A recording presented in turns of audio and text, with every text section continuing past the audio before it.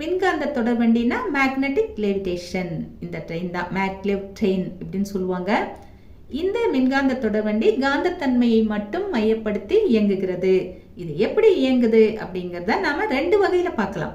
ஒன்று நிலைநிறுத்துதல், இன்னொன்று முன் செலுத்துதல்.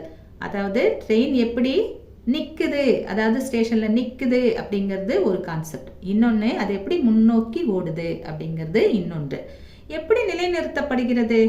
காந்தத்துடைய இயல்பை பயன்படுத்தி தான் இதை நிலைநிறுத்துறாங்க. காந்தத்தின் இயல்பு என்ன? ஒத்த துருவங்கள் ஒன்றை ஒன்று விலக்கும். நார்த்தோன் நார்த்தோன்னா தள்ளி தள்ளி போகும், சவுத்தோன் சவுத்தோன்னா தள்ளி தள்ளி போகும், ஒன்று சேராது இல்லையா? இந்த கான்செப்டை பயன்படுத்தி தான் ட்ரெயினை ஒரு இடத்துல நிறுத்துறாங்க.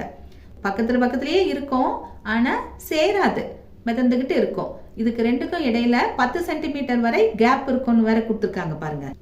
தொடர்வண்டியின் அடியிலும் தண்டவாளத்தின் மேல் பகுதியிலும் ஒத்த துருவங்களாக காணப்படும். இந்த படத்தை பார்த்தீங்கன்னா நல்லா புரியும். இப்போ நாம நிலை நிறுத்திட்டோம், அடுத்தது முன் செலுத்துறோம்.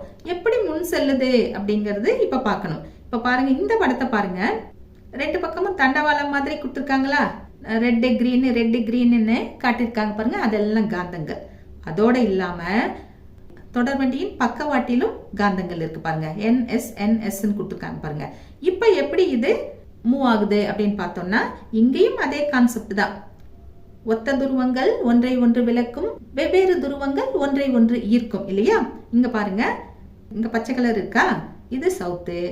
ட்ரெயின்லயும் பாருங்க தென் துருவம் கொண்ட காந்தம் இருக்கு. இப்ப என்ன ஆகும்னா ஒரே துருவங்கள் தான் இல்லையா இரண்டும். அப்போ ஒன்றை ஒன்று ஈர்க்காதது, விலக்கும், போன்னு தள்ளிவிடும். அதாவது ஒழுங்கா ஓடி போயிடு அப்படின்னு தள்ளும். அப்போ என்ன ஆகும்?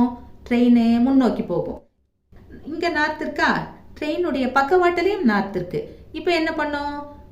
அதாவது ஒன்றை ஒன்று விலக்கும், அப்போ திரும்பவும் முன்னோக்கி போகும். இந்த சைடு பாருங்க, அதே மாதிரி நார்த்துன்னு போது விலக்கு விசை முன்னோக்கி போகும். அதுக்கப்புறம் ஈர்ப்பு விசையின் போதும் அது முன்னோக்கி போகும். ஏன்னா முன்னாடிதான் ஈர்க்கக்கூடிய அந்த காந்தம் இருக்கு. இப்படி விலக்கு விசை, ஈர்ப்பு விசை ரெண்டையும் மையப்படுத்தி அது முன்னோக்கி போய்கிட்டே இருக்கு.